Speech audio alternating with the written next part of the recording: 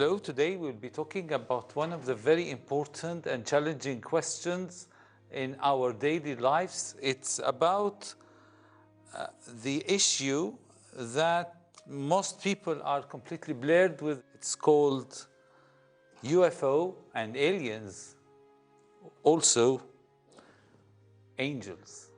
So how could we differentiate all of these things? The reliability of UFO and aliens with respect to be confronted with existence of angels. The UFO actually is the abbreviation of unidentified flying objects. So we will differentiate in particular between the unflying identifying objects and what's so-called aliens or extraterrestrial creatures. From a scientific point of view, it is worthwhile to start thinking about how could we distinguish between these two notions. Because most of the staggering issue is mingling these two notions together in order to create an air of mystery about their reliability. So if we watch several movies or listen to many talks about these issues, especially in talk shows, discussing their personal experience of observing vague objects hovering in space with an unusual way of flying. Also, some people who claimed that some visitors from outer space had contacted them, informing them about something seemingly unexpected to occur based on cooperation or coexistence between terrestrial creatures and extraterrestrial creatures, as the world is going to be finished and they are going to invade this world, so it is important to leave the planet. Something seemingly like what we used to watch of science fiction stories. Nevertheless, some people are fascinated with it and they reach to a level of believing in their existence. My question now is, how could we realize that this is true or not? From two spectrum. One of them is from scientific point of view and the other one from theological point of view, as both of them are complementing each other. From a scientific point of view, let us see what's meant by a UFO. According to this, when we think of what is so-called a UFO, actually it could be such a scientific experiment that made as a secret plan by superpowers to find out some solutions or to test unified field theories or making some simulations for holographic three-dimensional techniques, something to be considered on their national security to deter their opponents. For this reason, people may observe, I mean the innocent people or people who have no idea about the new techniques of aviation, they become surprised from that strange phenomenon. The other part is theologically, and we have to bear in our mind that when Satan is going to tempt us, he will not use the old techniques that he has accustomed to follow it when he went to tempt our Lord Jesus Christ by showing him the word in a moment of time, thinking that this is a supernatural ability to let him worship him. And that's why our Lord Jesus Christ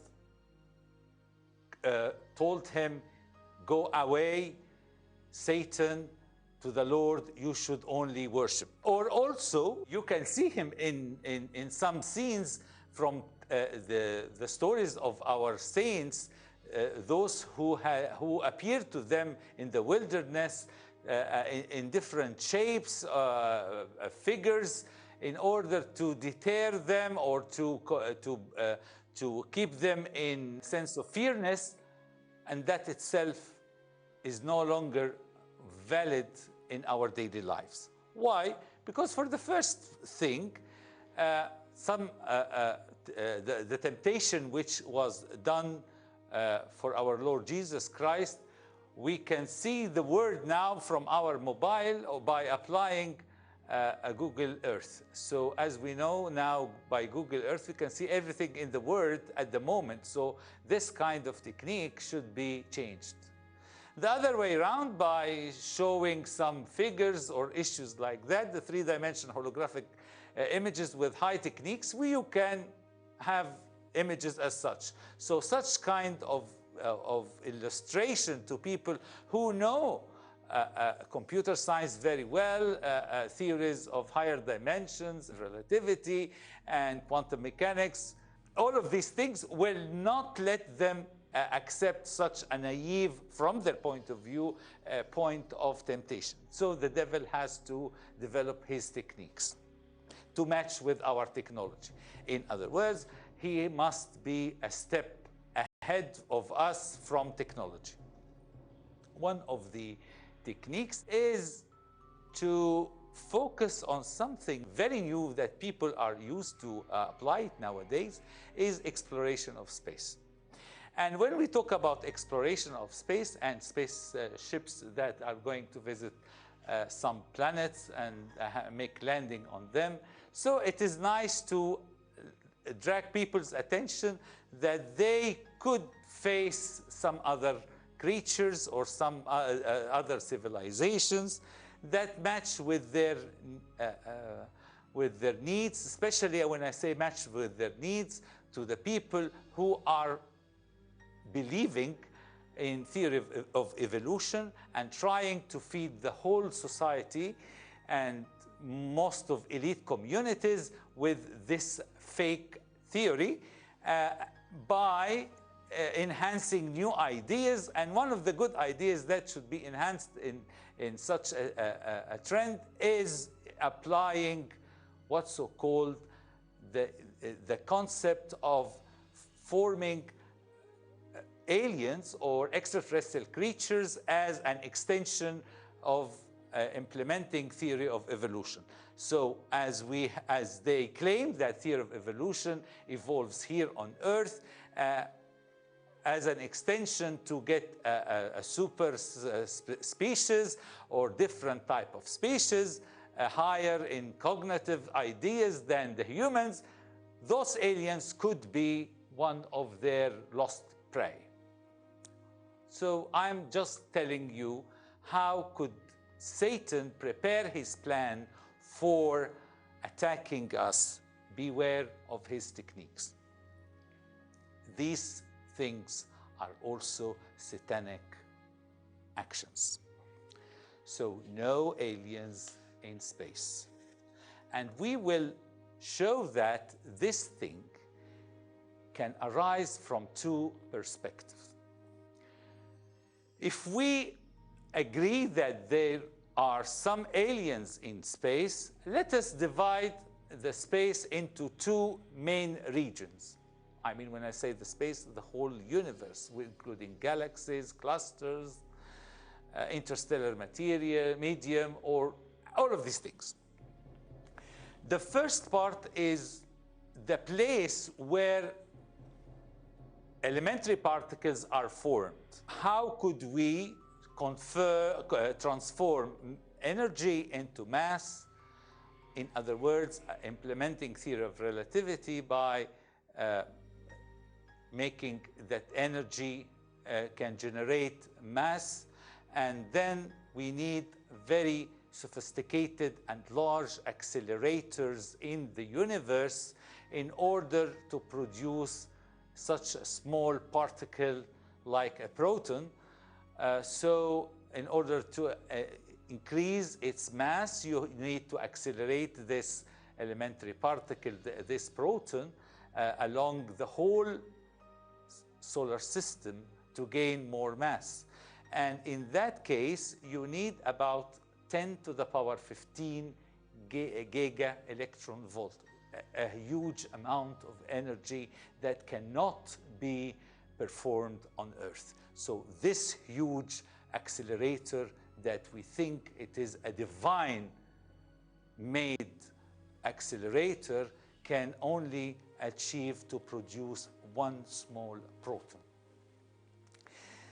Another thing is that the core of stars are formed to make nuclei of heavy elements and usual elements. I mean sodium, potassium, lithium, oxygen, nitrogen, all of these compounds in our periodic table are formed in the core of the stars. I mean that the nuclei, their nuclei are formed in those cores, producing what we call it a nuclear reactions. And from this nuclear reaction, we reach to find the nuclei of every atom.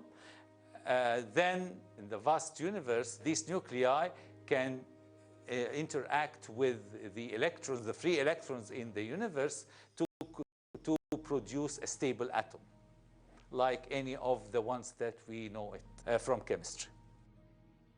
This is good. So we also, in this case, find regions having water. So water cannot be only localized on Earth, but it is spreading along the whole universe, especially within the interstellar medium. So we have now water, we have molecules, and the most surprising thing that I'm going to mention it, that is from the fallen meteorites. Scientists figure out that there are some glimpses of biology in terms of microorganisms coming from those meteorites. So we can figure out that there are some types of planets, not like our planets, but types of planetary systems that may cause life on them. So in this case, we have no confrontation with the Bible, because we know that plants are formed in the third day, while sun was created in the fourth day. So plants are formed before the sun, and that is no contradiction with the Bible. This sounds good. Now, this whole universe is concentrating on forming atoms, elementary particles, and some molecules, as well as compound, in order to be ready for humans or for the whole mankind. How could we know that in the midst of this complexity of stars and planets and galaxies, that we are the only ones? There was a famous equation called Drake equation. It was starting with knowing the possible number of civilizations that may be found in our galaxy. Let us change it to a little thing, to be a bit complicated, to take not only in our galaxy, but in the whole universe. And we will make an equation or relation, to be more precise, based on 9 functions, and these functions are probabilistic ones. I will display them to you, the 9 functions, and once we have an outcome that may fit to be more, to give a reliable answer, we will say at that moment, well, we have other civilizations than ours. I will take, as we call it, a toy example to tell you how this probability looks like if we take the maximum probability for existence. This function is based on the following. Probability of galaxies to be like our Milky Way. Probability of star formation in our galaxy. Probability of a star having a stellar system, like our solar system. Probability of habitable planets. Probability of planets having life like Earth. Probability of planets having intelligent life as ours. Probability of civilization that adopt technology. Probability of civilization sending different signals. Probability of civilizations that send signals indicating cognitive abilities. 9 functions. If we work in a naive way and consider that these probabilities are equal, and taking probability of habitable planet as a pivot by means that we can say that we are 1 out of 10 planets in our solar system. So the probability of having a planet like Earth in our solar system, it's 1 over 10. So let us generalize this probability for simplicity. If we generalize these probabilities in those 9 functions, we will figure out that the probability of having some civilization like ours will be maximum 1 over billion. Do you think that 1 over billion is fair enough to pay attention to emphasize that there are some other creatures from outer planets visiting us, threatening us, causing some words of fearness to collaborate with them? I think this should be revised. The only explanation when we discard that no one except us, so in this universe, is our opponent, Satan and his principalities. Satan is making something to deter and scare us by introducing some ideas based on our lack of knowledge in both faith and science to cause this type of delusion. Why Satan wants that? It is very important because one of the questions that most people confuse others with it is, how could this huge universe be assigned only to us? And it seems to be unrealistic to annihilate all of these things because of what you call it last judgment. So you have to revise your words. This is exactly what the atheists say, supported by Satan to delude them from the actual fate. Because without annihilation of the universe, there will be no judgment for humans and fallen angels. Each of them should be condemned by the just judge, our Lord Jesus Christ. From this point of view, let me remind you with these verses because it may support my explanation. But the heavens and the earth, which are now preserved by the same word, are reserved for fire until the day of judgment and perdition of ungodly men. And the angels who did not keep their proper domain, but left their own abode, he has reserved in everlasting chains under darkness for the judgment of the great day. But the day of the Lord will come as a thief in the night, in which the heavens will pass away with a great noise, and the elements will melt with fervent heat. Both the earth and the works that are in it will be burned up. The whole universe will be annihilated.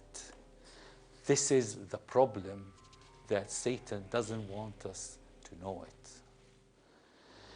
And that's why people are enhancing the fake ideas of existence, aliens, in order to delude each other by fake beliefs.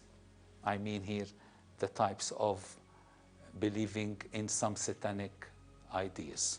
We have to know also the types of any kind of flesh in this universe, because it may be confusing with what the evolutionists believe in, not think or test. Because actually sometimes some theories went to become a dogma rather than being under testing falsifiable. All flesh is not the same flesh, but there is one kind of flesh of man, another flesh of animals, another flesh of fish, and another of birds. Let me read it again. All flesh is not the same flesh, but there is one kind of flesh of man, another flesh of animals, another of fish, and another of birds. St. Paul, in his epistle to Corinthians, the first epistle of Corinthians, chapter 15, verse 39, classified the types of flesh into 4 types: man, animals, birds, fish. He didn't mention anything about flesh related to extraterrestrial creatures. Take care of this. The second verse, he focused on saying something which is very important. There are also celestial bodies and terrestrial bodies. He said celestial, not heavenly. Take care. But the glory of celestial is one, and the glory of terrestrial is another. At this place, St. Paul didn't mention that there are celestial flesh. This is very important to be taken into account. Why I am sticking to this particular word? Because some people who are believing in fake ideas think of what they call it astral bodies. And once people are developing ideas that have no scientific background, which means that cannot be tested, cannot be experimented, cannot be quantitative. If we talk about these types of issues that can be realized from scientific point of view, I mean in this part, what's so-called an astral body. Astral body here, would it be tested? Would it be quantitative? When we talk about the reliability of astral bodies, we have to bear in our minds that those astral bodies are not satisfying the scientific way for testing existence of any object. Just crystal clear. So if anyone talks about transformation of from terrestrial body into astral bodies, oh, this is no longer science. You are dragging yourself into satanic beliefs. Take care. Finally, I would like to remind you with something. In Deuteronomy 29:29, the Lord said the following: the secret of things belong to the Lord, our God. but those which are revealed belong to us and to our children forever, that we may do all words of this law. When God reveals to us something, we have to make sure that this is the ultimate way to be known for us. This is to help ourselves and to know our way of thinking, not to exceed limits, because sometimes when we reach to a certain idea without explanation, it makes a problem. Also, we remember the words that St. Paul said it in his epistle, the second epistle of Timothy, when he said this: when I call to remembrance the genuine faith it is in you, which dwelt first in your grandmother Lois and your mother Eunice. What we gain of faith should not be distorted. If our faith is affected by some superstitious or pseudoscientific claims that may let us be in a sense of ambiguity, then avoid these ideas. Finally, remember the God's promise to the angel of Philadelphia. Behold, I am coming quickly. Hold fast what you have, that no one may take your crown. No one that may take your crown. May God bless you. Thank you.